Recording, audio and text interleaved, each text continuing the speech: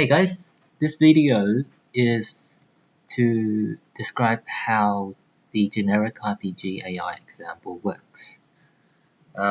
This was built with Action RPG AI in mind, and it's built as a guiding pattern to how you might integrate SGOAP with other game systems. So it's not like a full implementation, but it does cover a fair few of them. For example, moving system, picking up system, AI sensor. It's not proper, but you'd probably be using sensor toolkit. So I can't add it in here. So going over what the agents have, it has these goals here. Actually, there's one more. So I'll show it over here first because I don't want to expand that further. There's has action target, which is just looking for a target to move to. I'll press play soon so you can see it, and then I'll talk more. But I'll go through all the goals at least. It has a goal to hurt the target. It has a goal to win by points, and it has a goal to survive. Has action target basically just determines if it has something it wants to attack. Priority is set to 2, so it has more than hurt target. Anything higher is prioritized because you can't hurt a target if you don't have a target. Winning by a point and survive is set to 99, but this is actually dynamically updated. I'll explain it as we go. These are the actions that what they can do. Seek just looks around until it finds a target. Melee, it will hit the target. Like a single hit and that's it. Damage over time is also a single hit. Sorry, not a single hit, but like will damage the player, and then every 0.5 seconds it will damage the player again. This is all set under behaviors. You can choose the ability type to pop in. This should actually be called damage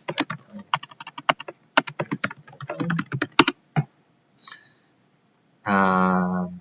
So you can choose to use this ability, which I'll go into more details. So let's press play and just see it working first.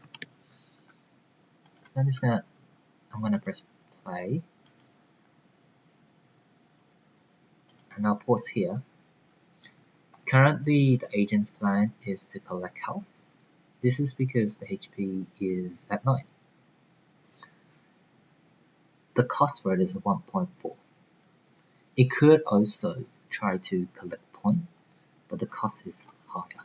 So it decides, hey, I'm gonna collect health instead. So if I press pause, unpause, it collected it, health went up. Now it decides to collect point. If we look back at the goal priority, right now, the win by points is at 99, the survive is at -1. The reason it doesn't have a goal to survive anymore because it's at max HP. It's feeling comfortable, feeling very safe. So I'm just gonna unplay again so we can see this happen. Now let's start attacking the player. In the example, you can press E to respawn this, and knowing that it has 4 HP, it decides not to pick up the health point. So I'm gonna use spacebar to deal some damage and respawn things, and it collects HP. Now, the next thing I want to show you is this AI is set up so when the HP is below 5, it will prioritize collecting HP. Right now, the priority is 99. It'll be 100 when that happens. Because when there's points, priority becomes 99, and points has a higher overall priority, which I'll explain later too. But for this example, I'm gonna now make it use a lot of HP below 5 and respawn. it will now collect HP over the points. So it will continue to kill the AI, the player.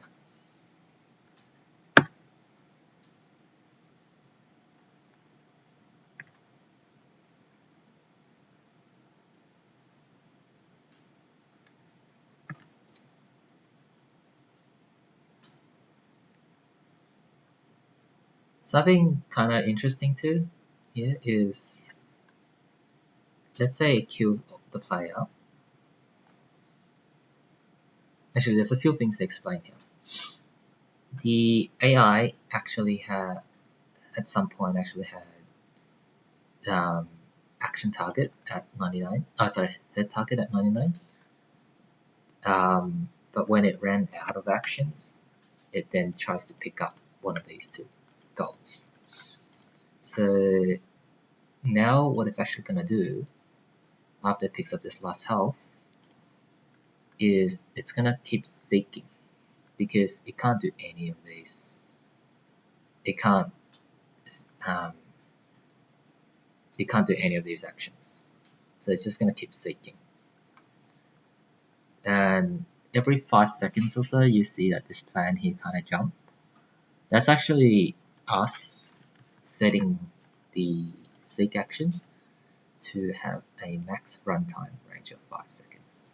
What this means is, if I now respawn some stuff, the agent will actually let it collect that first. Every 5 seconds, it will try to make a new plan. Right now, it thinks there's no point collecting that, so I'm just going to damage him. And you can see now he wants to go collect health. So yeah, that's the demo. I'll go through it, I guess, top down, just so I don't miss too many things or miss anything too important. We've talked about the goals. Going down the planner settings, I've set it to run on late update, so it just keeps running. Generate report. This is only useful if you're using the simulator. This has been gone over in other tutorials, so I'll skip that. Max iteration is a new addition that's worth talking about. This is if your plan has too many action chains. For example, these chain here. And we can optimize that by making sure seek never goes to any of these if we want to. Or seek is just entirely ignored at target. That can be optimized, and I believe I've made a video on it. So that can be another topic. Feel free to email me if you have questions. But basically, max iteration is when you create too many of these, the cache basically run out.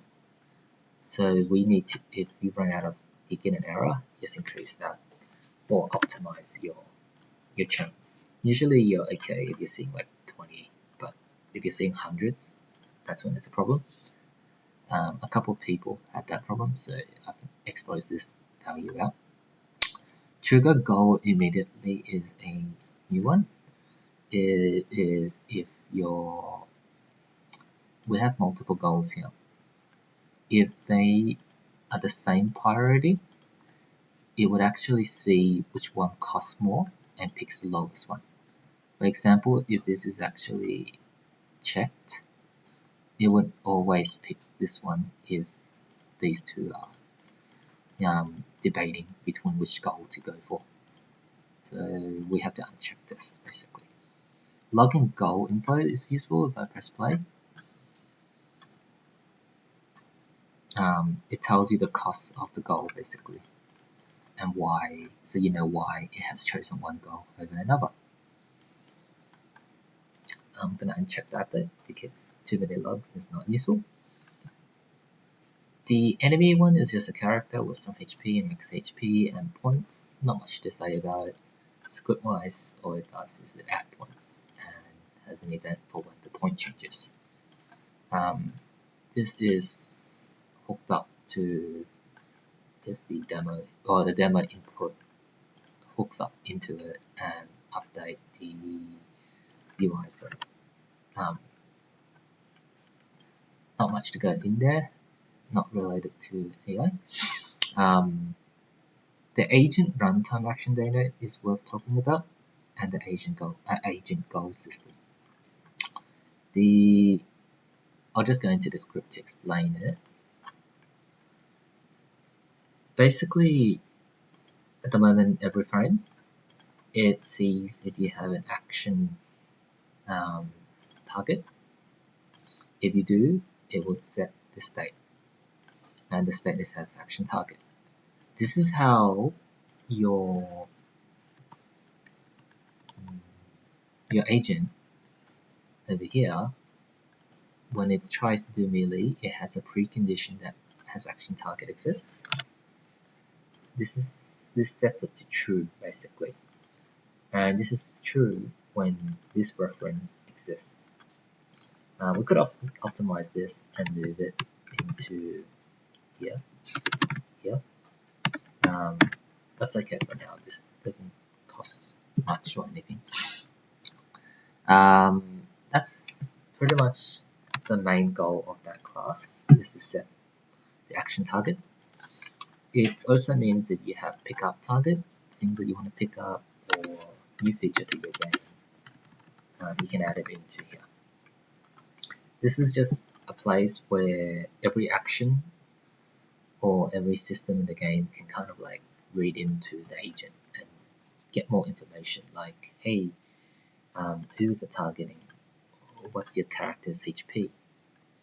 Now, for example, agent character HP is HP. Bishop is dead, along that line.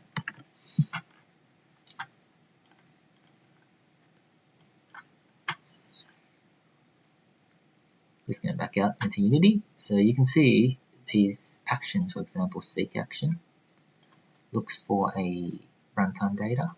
That is the agent runtime action data. Now, the next component, which is a lot more interesting, is the agent goal system.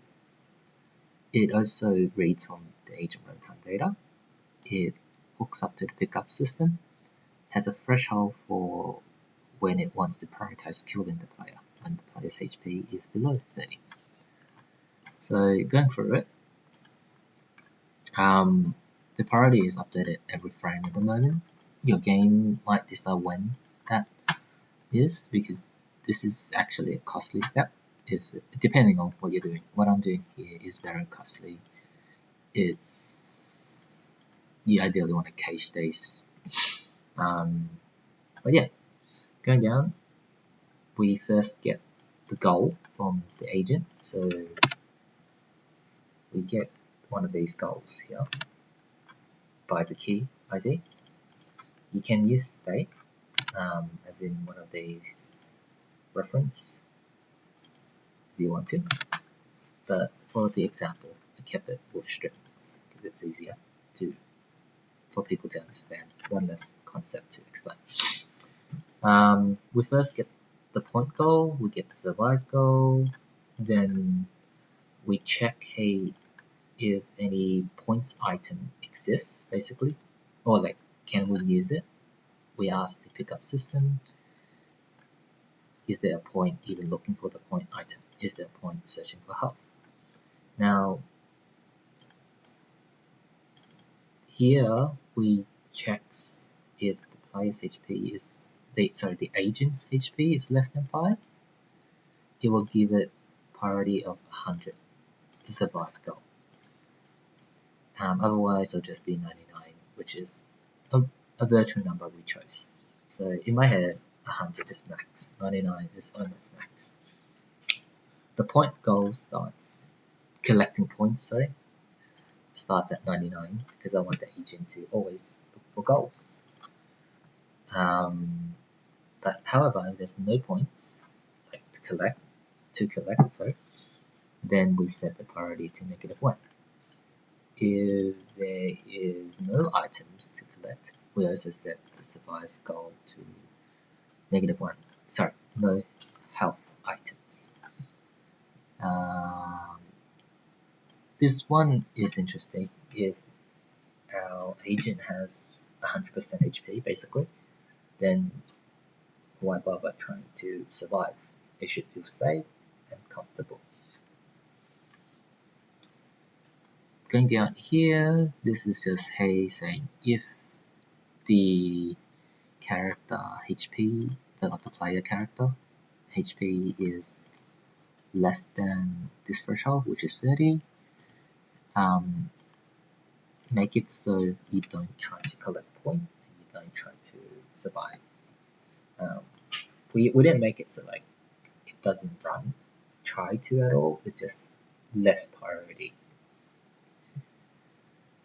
And then after we change the priorities of things, we just need to make sure we call update goal order cache. All it is that it updates the order of the goals.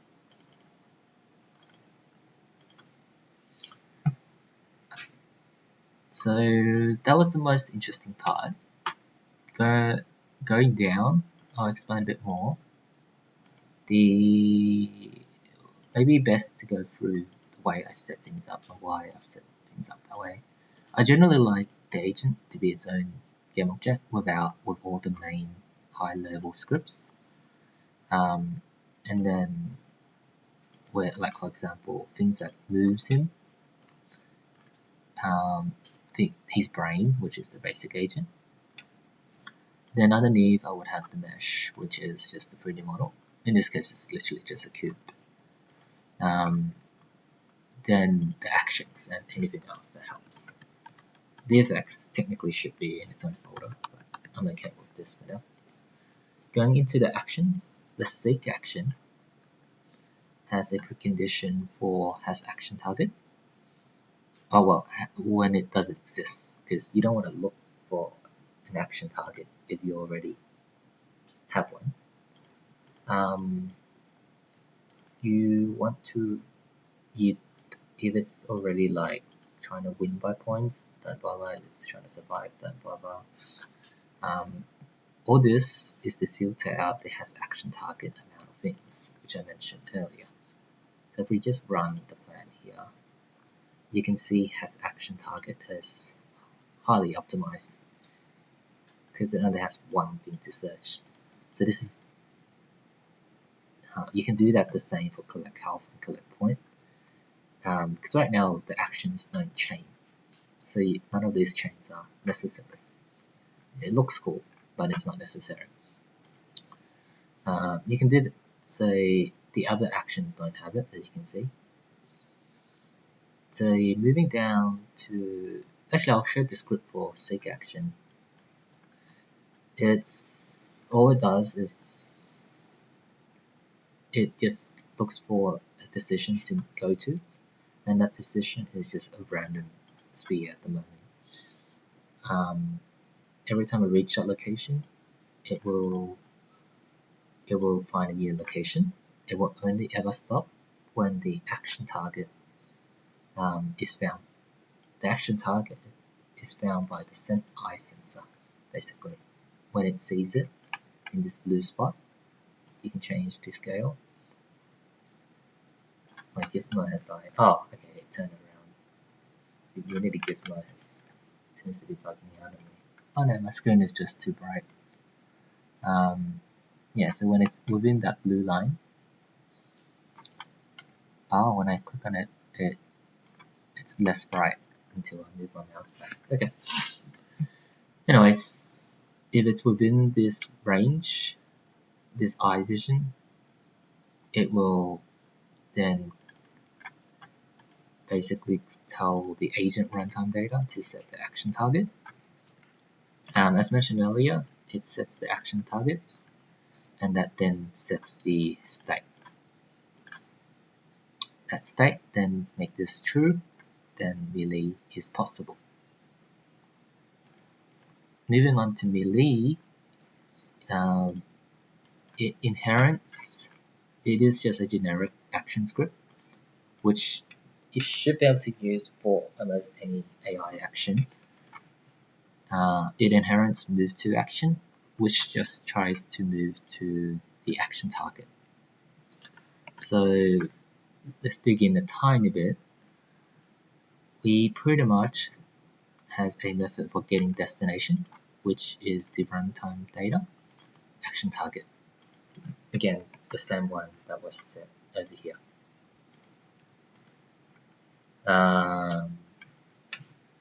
It would set the move data. This means you get to choose how the agent will move, what speed, and so forth. And once it's all done, like reaches the destination and all, it will call execute. Execute is something you would have to implement. And for example, generic action, implement to execute. So when it reaches there, it will start playing some visual effects, plays an ability, which I'll explain, starts running animation clip, which I'll explain too, and also then wait for all the abilities to complete if we choose to. Then it runs the post animation clips. That's pretty much what the generic action is. But I know that didn't explain too much. What you do need to, what I need to explain is for the melee action to actually deal damage or play a visual effect. For example, if I press play now,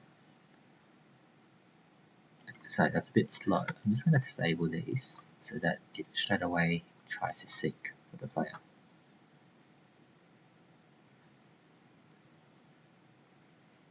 You can see here when it first jumped the first time, it plays a particle effect.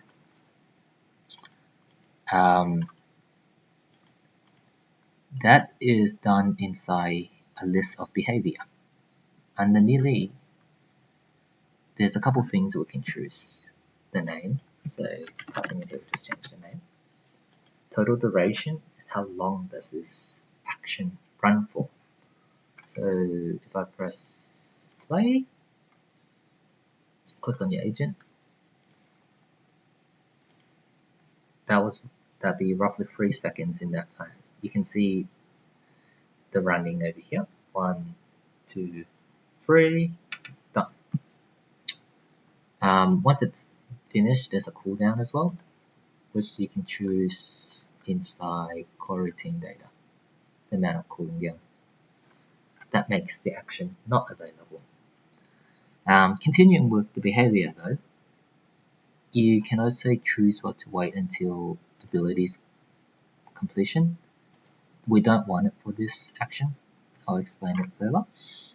Jumping down to ability, you basically drop in an ability you want to use, choose when it will activate.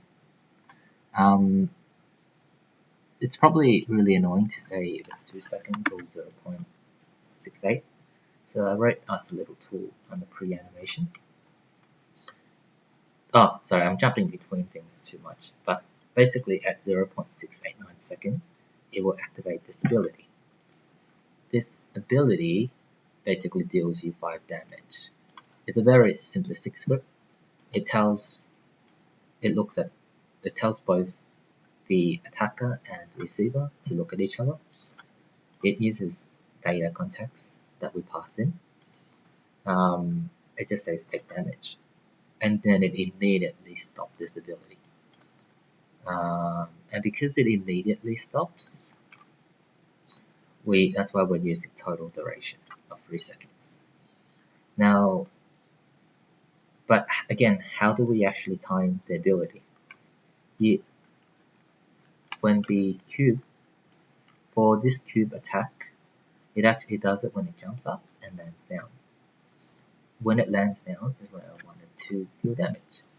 So there's a tool here that can see your animation. So you can swipe it, drag it, and determine maybe here is when you want to deal the damage. Then you take this value and put it here. This slider basically plays, let you see the animation in the editor to get the timing to use for your visual effects or your ability. Now I'm going to talk about pre-animation and post-animation. The pre-animation is what you want to play at the very start. It will play at the start. That's kind of it. You put in the state name. You can change it to the properties if you want to. I found working with this system, it works better to use crossfade and play the animation directly. So the pre-animation is what it will do. The post-animation is what it will do after the ability. After ability, I just wanted to go back to idle. So it will just start playing it. So this still uses the animator over here, just idle and melee. That's the state name basically. Melee. So the last system worth going over is the picking up. Actually, while we're here with the damage over time, running through it, unlike the melee one, it has wait for abilities completion. This ignores the total duration and relies on or wait until this ability to complete. So we can look at this ability. It has damage 3, duration 3 seconds, damage interval is every half second it will deal 3 damage, and it will run for 3 seconds. The script code is super simple. You basically increase the time, and hey, if the time elapsed is running duration, you call stop. Stop stops the ability. It just sets it to done. Obviously, you'll implement proper ability system, but this is to show the pattern that works well for me and what I would suggest considering.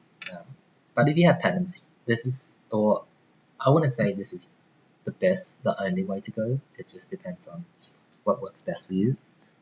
But a problem I've had in the past is not giving SGOAP users enough guidance on which route to take, and that's what I want to do with this video and this example. So going down to pickup. Pickup is the same pickup action script. You don't need to rewrite it. All what's important to know about it. Sorry, again, I need to go top down. We basically want a precondition if you're not hurting the player, because you don't want to pick up if you're in the middle of hitting the player, basically, or hitting target. Or if the action before you is going to hit the target.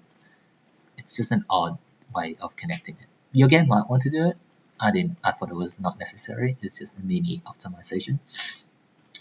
Because at the end of the day, it's not going to pick that route with what been set up.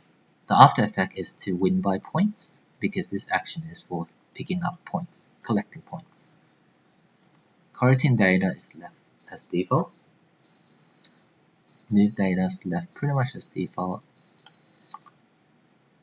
The most interesting part here is it connects to a pickup system, and it has a trait which you can think of as a reward, because I'm saying, hey, if you do this action, you get points. Again, for the health one, if you do this action, you'll get health. We don't say how much. That's for the pickup system to work out.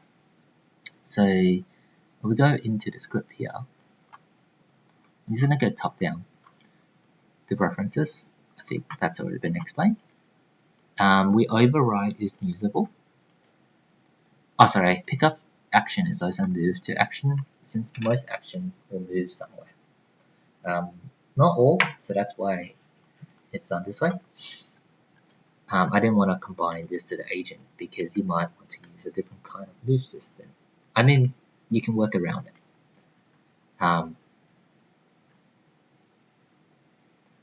continuing down, we check if it's usable by overriding it and giving the pickup system the reward we promise. For example, if it's the health, we promise health. It goes into the pickup system and it will check to say, hey, if you're the case of health and you're currently at max HP, no point using you because I'm at 100% HP. There's no point. Then it will look after that.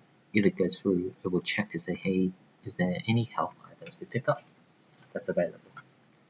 Available is just say at the moment is the game object active and enabled in your game. You have your own way of checking.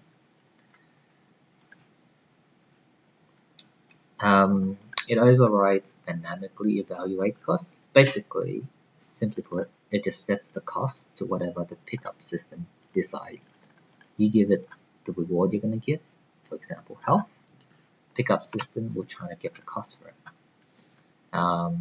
It updates the goal priorities, and then this is added here just so we can use simulate this simulator plan button in editor time to match what we want. So this is not very necessary in a production project. We get the closest item by the get most wanted item method. We'll pass the trait. So this one really just does a sorting. Here I would recommend using more like a KD tree or a more like something faster because this is not the fastest way of ordering, but it's also the easiest way to show an example. It doesn't hurt that much, but it's if you're having like hundreds of AI, you definitely want to optimize that. Especially because we're using it to get costs, which can become costly. But the reason it would become costly is when a plan is being evaluated, each time it tries to use the action, it will call this method.